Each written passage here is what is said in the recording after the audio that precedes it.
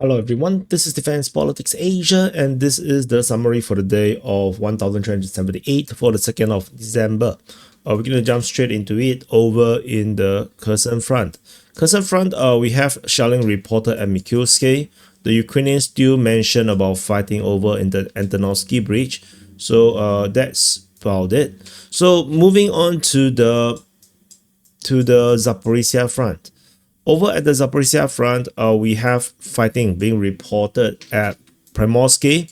Russian forces attack at Stepnokhursk. And as I mentioned previously, the Russians seems to have a very strong position in Stepnokhursk already. As I always say, this is the main offensive direction by the Russians. Fighting is reported at Novodanilivka and Malatomashka. Both settlements supposedly has been infiltrated or have Russians having a foothold in it, but there is no news regarding it since, so it's a bit weird. Shelling is reported at Myrnohrad and Novoboykivsky. Not very significant. These are all probable Ukrainian forward operating bases where they launch attacks from. So this is why I think it got targeted, probably by shelling. So that's all from the Kalemsky and Orikhiv sector of the Zaporizhia front. Moving further east to the Huaypole sector of the Zaporizhia front, we have a lot of significant things happening around here. The Ukrainian mapping, Deep State UA has conceded Solotke, that the Russian forces have captured it. Russian forces also announced the capture of Dropilia. Frontline change, of course, have moved quite a bit. Fighting is now moving into Priloki. And the Ukrainians still mentioning about Krasnokhersk and Privyone. Whoever the Ukrainian soldiers are being deployed there, poor souls, man. They are getting deployed in such a ridiculous place to hold a position. Like, this is totally not important at all. Like, what is this for? Like, what can you do over there? Like, how do you even resupply, reinforce, or maybe launch an attack from it? But you can't launch an attack from it if you cannot deliver more troops into that position. So it's a utterly pointless position to hold. I don't know what the Ukrainians are thinking about. Russian Defense Ministry announced the capture of Zeleny High. Multiple geolocations appeared at Vysoke or Chervone, confirming the Russians' capture. However, the front line have already moved because of Ukrainian mapping have already considered they lost this position long time ago. Fighting is reported at Zetishaya. A geolocation in the north of Huaypole, maybe some slight movement over there. Fighting is at Huaypole. There's a geolocation of a Russian airstrike at Huaypole already. This is a fat bomb. And fighting is reported at Zelishne. I believe it's coming from the south. So as I mentioned, this attack here will cut off the road, basically cause Huaypole to be in a operational encirclement. As the Russians is going to take Priluki and they're going to go down to Vavarivka and Zeleny and cut off the northern road. So Soloke is just it's just belated reporting, I guess. And from Dropilia, the Russians could potentially even go further west and cause further problem. Because if the Russians continue to go west, then the Ukrainians will be stuck between fighting in the north or fighting in the southeast, where Huaypole is already in deep shit. So it is everything is just going very well for the Russians. Like, I think for Vladimir Putin, this moment he has been waiting for a long time, like 3-4 years for this. And it is a good lesson in understanding how war is being developed and and fought. Like, no country is actually 100% prepared for war. And particularly for Russia, despite the 1 million standing army at the start of the war, the 1 million standing army is just a defensive posture. It is only for defensive purposes. When they are going on an offensive, like in the Ukraine, they need to develop entirely different systems. And they also realize a lot of the theories, like the BTGs, doesn't work. And they are moving back towards the core level kind of operations, like in World War II. So a lot of things, a lot of developments, the like the mobilizations that you have to do, the development of technology and weaponry, the sacrifices of countless soldiers in order to develop a effective way of fighting or countermeasures against the adversary's way of fighting, or weaponries or copy and paste, improvisations. These are all like we are watching, these things happening in real time, almost never before in human history. Like when in World War One or World War Two, no one can watch the war like the way we do. So we are, I think not even in Vietnam War, not then then since Vietnam War, all the wars are one-sided. There is no real evenly fought wars until the Ukraine war, I would say. That we can actually see developments like in a real World War One, World War Two situation where technology jumps, like this is is it like Korean War or Vietnam War is probably the last wars that is probably like this, where big powers fight. Iran-Iraq war is not really the one because Iran-Iraq war is like too not that advanced military, killing each other, with chemical warfare and whatnot. So, but anyway, it is a very unique time in human history that we actually literally seeing things develop. We see how there was no drones to there was drones dropping grenades to drones smashing into you to bombs starting to fly, and then the bombs just get fatter and fatter and fatter. So that's all. So over in the Dnipro front, we have, I think, reported at Verbove, Sosnivka, Myrnohrad, Tolstoy, probably is Tolstoy, because the name was Tovste. So Zeleny High, Yalta. I would say these are all static lines. Ukrainians are incurring into these positions to prevent the Russian advance, despite the Russians did claim the capture of Alexander Kletsove or Sosnivka. So Ukrainians are definitely doing their best to counterattack and whatnot to keep the Russians at bay.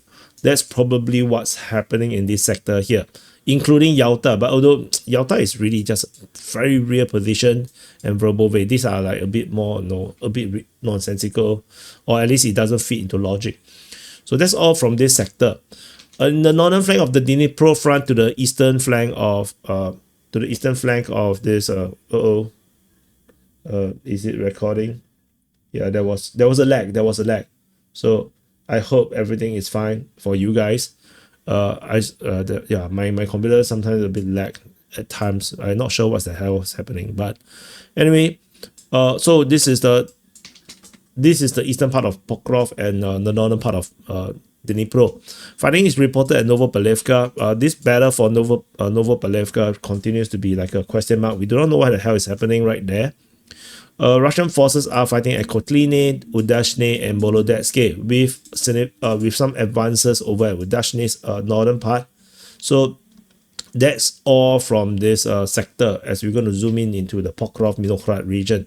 So I just want to show you the geolocation. It is in the industrial buildings in the north of Udashne. Over in Pokrovsk and Myrnohrad, and for those that have not watched yesterday's SITREP, the Russians have announced the capture of Pokrovsk. So this is they have basically just literally completed the liberation of Krasnoarmysk, and basically also they have also do another post talking about congratulating the forces that have involved in the military operation.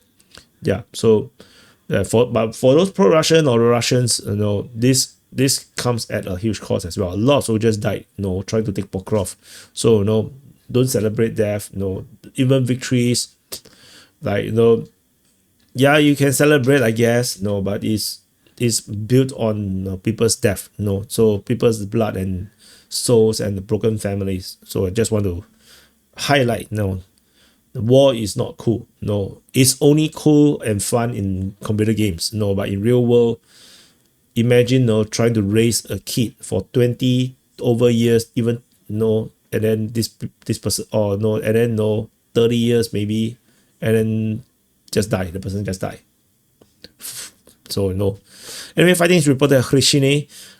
So Russian forces continue to be fighting at Pokrovsk, seemingly, according to the Ukrainian side, where they have now conceded like more grounds over on the center east of Pokrovsk, now leaving only the north of Ray, seemingly is still under question mark under Ukrainian perspective. The entire northern part of Pokrovsk is considered gray zone by the Ukrainians, which I probably think that is just a cope. Fighting is reported of Rivne, Svitle, probably coming from two sides even. There's a geolocation of a massive airstrike on a 1,500 kg bomb.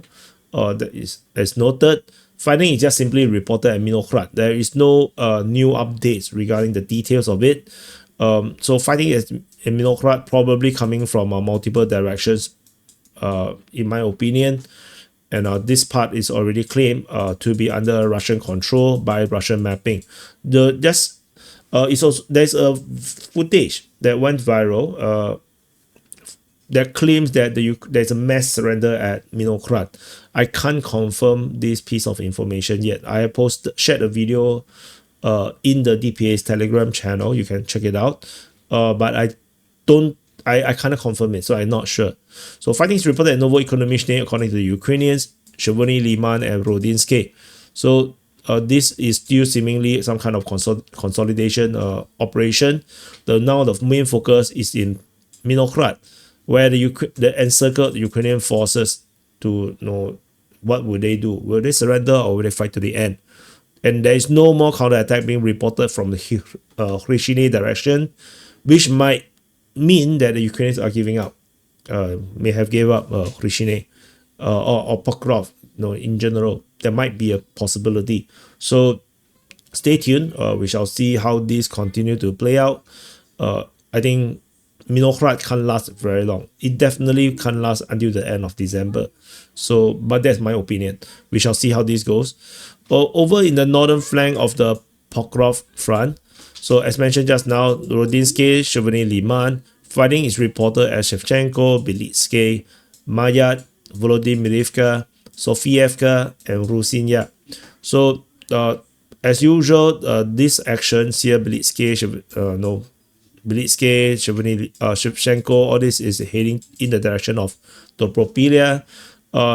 The fighting Russians continue to want to take out this chain of settlements. So, fighting in these sectors makes perfect sense. Rusinya is a static line. There is shelling reported at Belozersky, which is in the rear of Dobropilia. A bit far to be meaningful at all. So that's all for this situation in the northern flank of the Pokrovsk front or the Dobropilia sector. But I try not to use that one because it's very confusing. There's a few important Dobropilias right now in the Ukraine war front lines.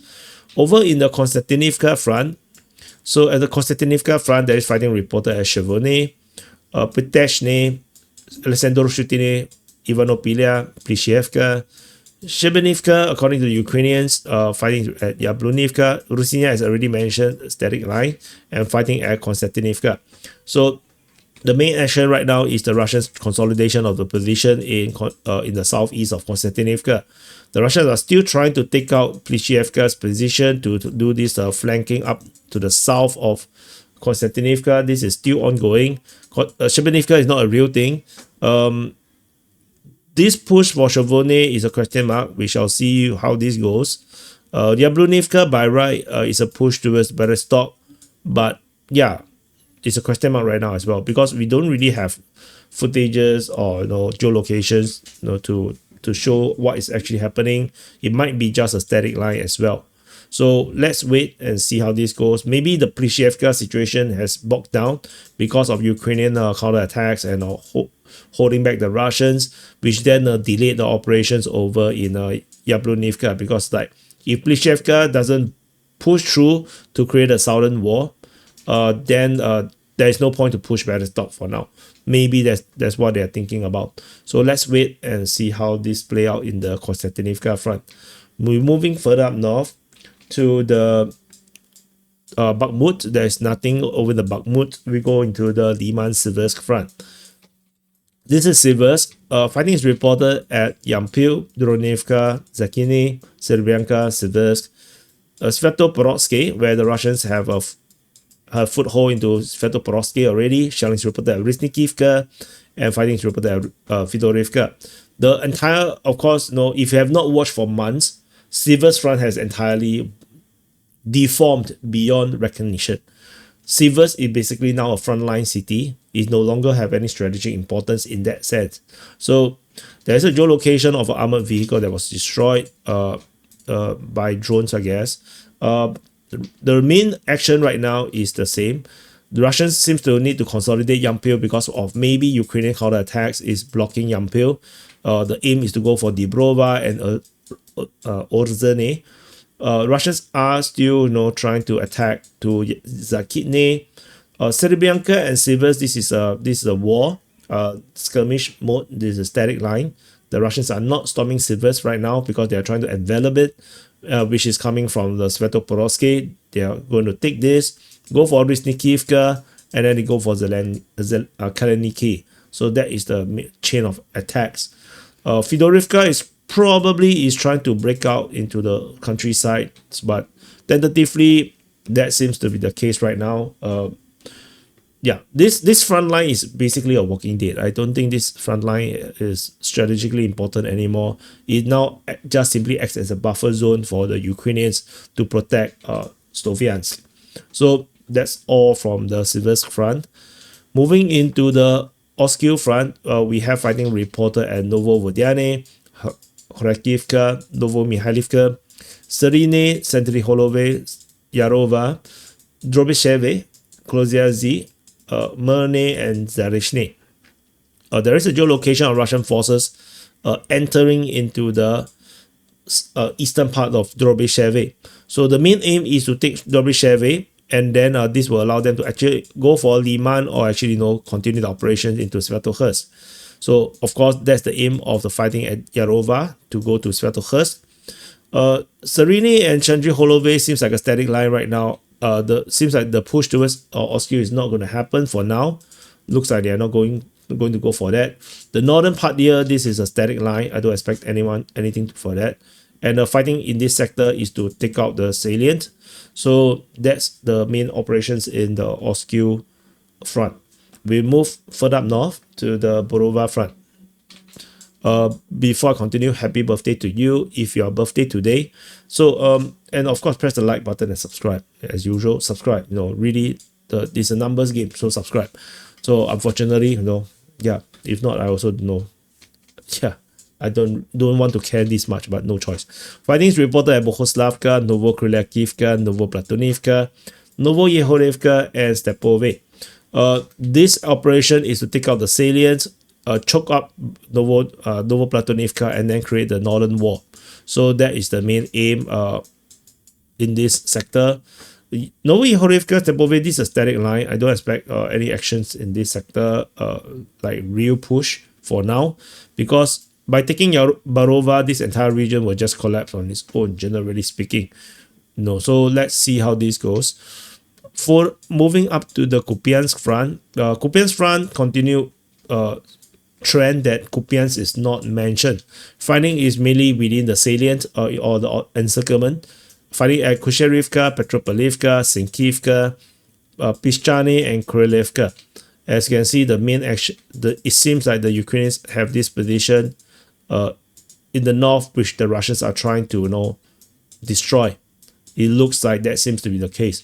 But let's see whether this how this continues to develop. Another encirclement or at least operationally. So let's see how this goes. This reminds me a lot of Myrnohrad. So we move further up north. At the Dvoreshna front, it went really quiet. There was only fighting reported at Koloziazny, which is the only sensible place to have fighting, because the Russians are trying to establish this straightened front line, and Koloziazny is an important piece of this puzzle. So that's the main action in the Dvoreshna front. Over in the Kharkiv front, the Volchan sector is starting to expand. It seems things are getting more and more tricky. So we have fighting reported at Ibitske, Stadisia, and I believe this push is probably legitimate. Prilipka is now getting attacked. Selenikove, Vilsha, half of Vilsha, the northern half, has been allegedly taken by the Russians. The Russians have declared the full capture of Volchansk, and we are not sure where they're going to head off to next. Probably going to Volchansky Kotori. So And so the main action here is the battle for Vilsha, and a question mark about where the Russians is going to head next to. And then the Russians were going to continue to storm down the forest to capture all along the Seversky Donetsk River. This push makes perfect sense, as you need to take the other side of this river or the forest in order to secure the forest. Generally speaking, I think the Ukrainians may not have enough forces to defend this region anymore, so we might see quicker advance, but it's not going to be super fast because the Russian soldiers have to protect themselves against booby traps, mines, FPV drones. So progress will not be like hyper fast. It will, I believe there will be movements. So that's what I think. But that's all from the Voshchan sector of the Kharkiv front. The rest of the Kharkiv front is quiet, and we move on to the Sumy front. Sumy front, as usual, this is a static line. Shelling reported at Komine, fighting at Satki, Oleksievka, Andriivka, Kindrativka, as well as Rizivka. These are all static lines. There's no offensive happening right here. So that's all for the Sumy front. And this is the summary for the day of 1378 for the 2nd of December. Thank you for watching. As usual, subscribe if you are not subscribed, because half of you guys don't subscribe. Half of you viewers. If half of you guys all subscribe, it will make a huge difference to the channel. So thank you for watching, and I'll see you guys in the next update.